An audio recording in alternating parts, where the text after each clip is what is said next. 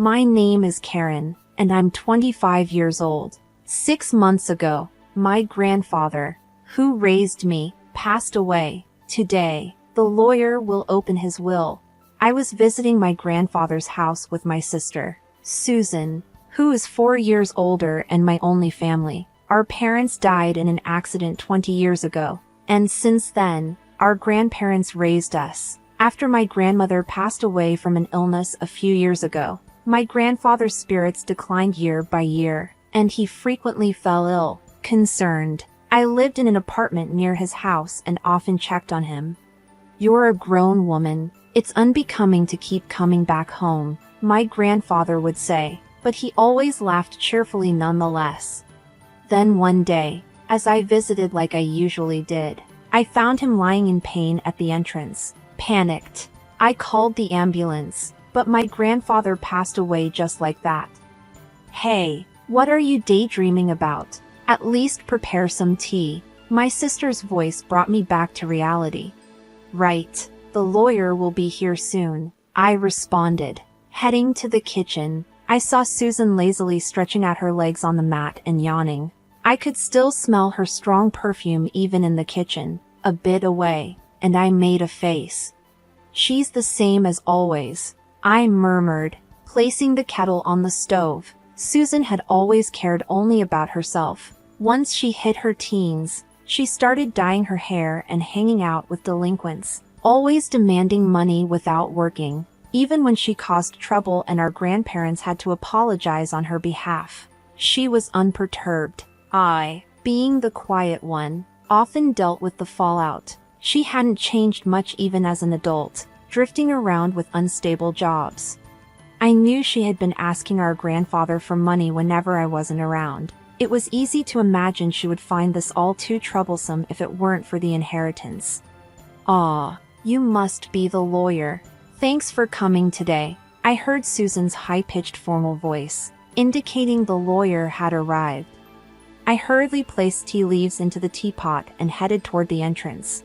"Thank you for coming today." I had met the lawyer at the funeral. His eyes were as kind as my grandfather's, and a lawyer's badge shone brightly on his chest. After offering incense in front of my grandfather's portrait, he took a sip of the tea I served and then took out my grandfather's will. It had been entrusted to him while my grandfather was still alive. The content was as follows: my elder sister Susan was to inherit $20 million in cash, and I, the younger daughter, was to inherit the house and the land it sits on. Upon hearing this, Susan burst out laughing. $20 million in cash for the elder daughter and only an old house for the younger one? How hilarious! It's just right for someone as plain as you. "It's not just the house. There's also the land," I retorted.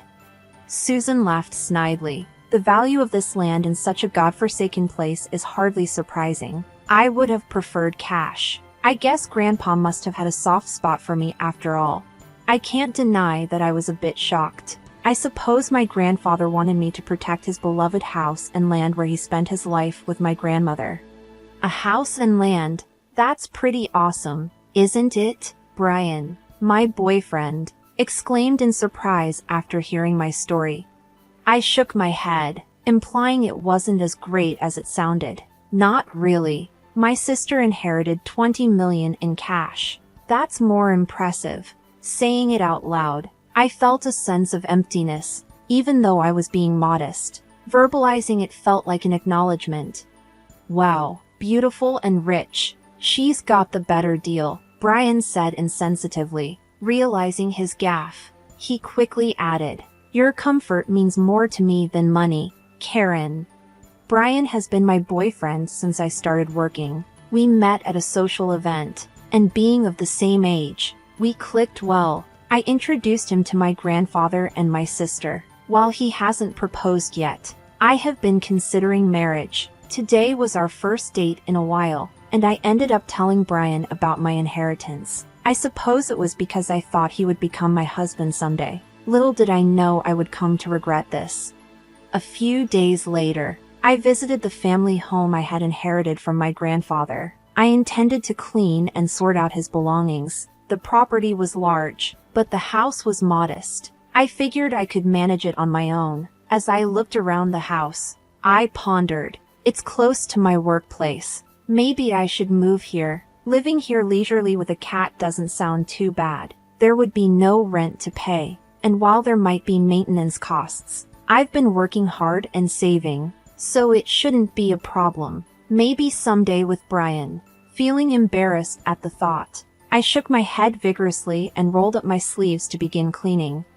Just then, I received a call. My sister's name appeared on my smartphone screen. Sis, what's up?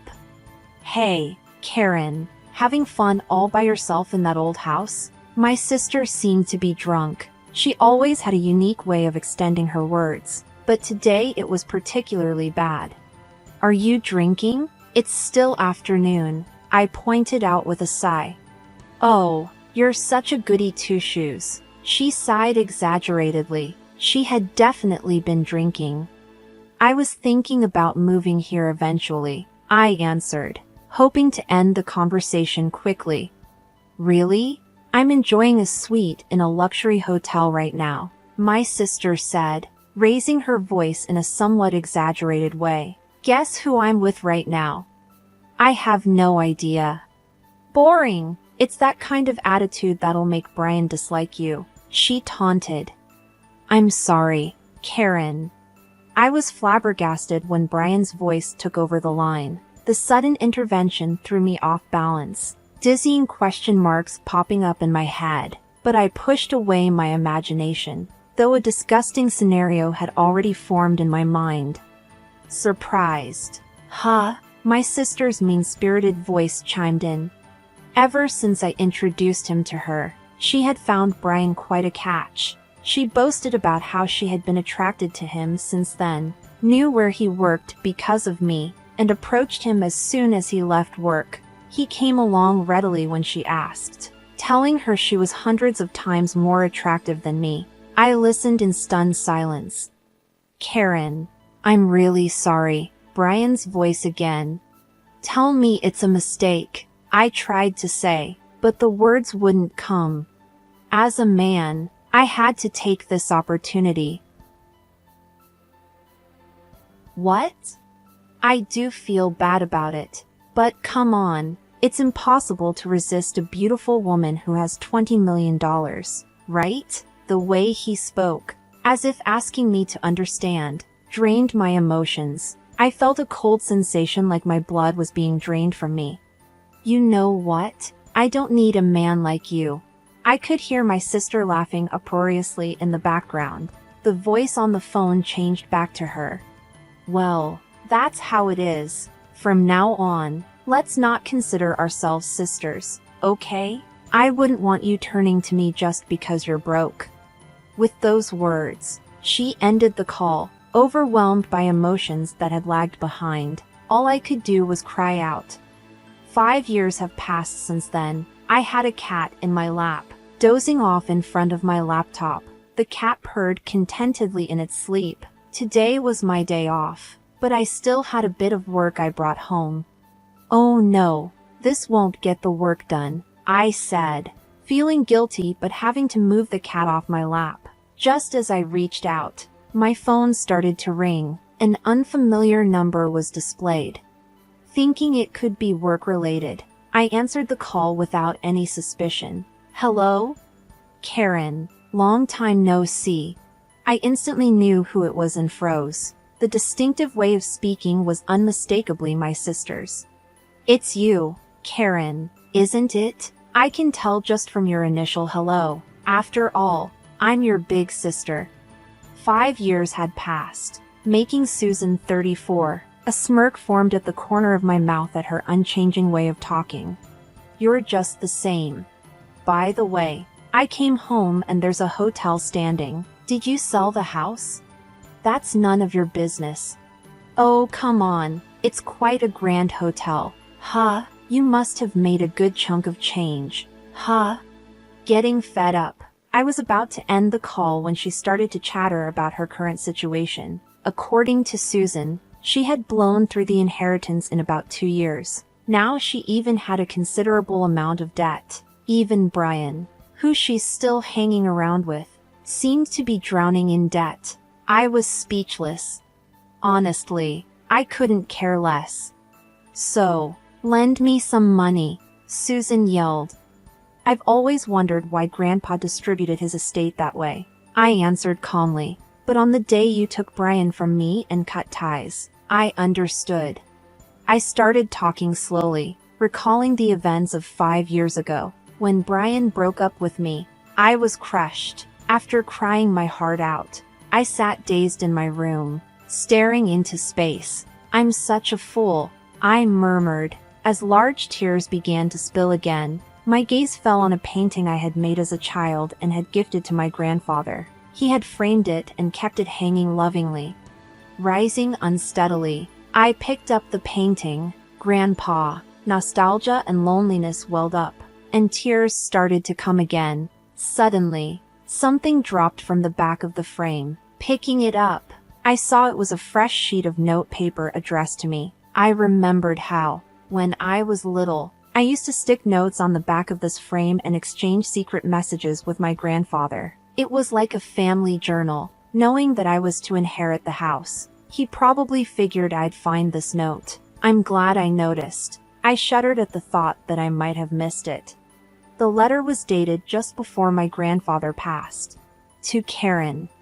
I knew you'd definitely notice this letter. Right now, you're probably wondering why I distributed my estate in such a manner, cash to your sister and an old house and land for you. It may seem like I favored Susan, but that's not the case. Despite any claims of favoritism, I wanted to leave most of my estate to you, who cared for me till the end. I finally understood what had been bothering me. No matter what, Grandpa thought more of me. I was deeply hurt by Susan's words at that time, despite having loved my grandfather more. A kind of jealousy. I continued to read the letter. But Susan would not be satisfied with a regular division, even as her grandfather. I must admit she's terribly greedy. Exactly, Grandpa, I thought. She even took my boyfriend from me. That's what I wanted to tell him in my heart. That's why I arranged it this way. If at first glance Susan appears to have received the better deal, she won't pay attention to your share. The value of this land in our area is continuously increasing due to ongoing urban development. As of the time I'm writing this, it's not worth Susan's $20 million yet, but the value will surely increase in the future. You can live here if you're attached to it or sell it when its value rises enough to make a good profit. All I want is for you to be happy. When I finished conveying the contents of the letter, Susan clicked her tongue and said, "Hag." I lived in that house for a while, but when my marriage was settled, I decided to sell the house. Just like Grandfather's letter said, the land value had risen enough anyway. I'm never lending you money. Susan seemed frustrated, but, as if she had a good idea, she said, "Right. If you want, I can give Brian back to you. So help your sister. It's a good deal, right?" At that moment, I felt something snap inside me. Enough is enough. You've been taken care of by Grandpa, and yet you haven't shown a hint of gratitude. I despise you for that, and you're not my sister anymore. Besides, I'm already married. I don't need Brian, and I don't even want to see his face. Stay out of my life for good. I said what I needed to say and hung up. I quickly set up call blocking. My cat, who had been cowering on the bed, looked up at me with wide eyes. I quickly picked up my cat and said, "I'm sorry." After that, it seems Susan contacted Brian, and they both stormed into our old house. Did they try to return Brian to me? There's a respectable in there now, but they must have misunderstood something and were shouting that they were my relatives, even though I had sold the land and had nothing to do with it. It's simple for those two. They thought, Karen sold the land and an inn was built. She must be the owner. Of course, the staff reported them to the police. The two of them were arrested because they had destroyed several items in the inn. Furthermore, it was discovered that they had been committing marriage fraud for money in the past. It seems they'll be sent to prison together. I was also questioned by the police. but I was able to prove that I had no involvement quickly, as we were estranged, and I was released. As my husband, who came to pick me up, and I were walking through the station, we heard screaming and turned our gaze. There were Susan and Brian, looking completely different. Fortunately, they didn't notice us. Both of them had messy hair, worn-out clothes, and looked nothing like the two people I remembered. Especially Susan, who never skipped her makeup and fashion, looked even more different. They were probably being moved to a different location. As I watched the two of them, filled with a sense of melancholy, my husband and I locked eyes. I grabbed the hand he extended, and we left the police station. "Are you okay?" My husband, always concerned, looked at me with gentle eyes. "I'm okay. I have you and this little one," I said, touching my fairly noticeable belly and smiling back. In my belly, a new member of our family was growing. Money is important, but there's something even more valuable. That's what I want to teach our child. With my husband by my side,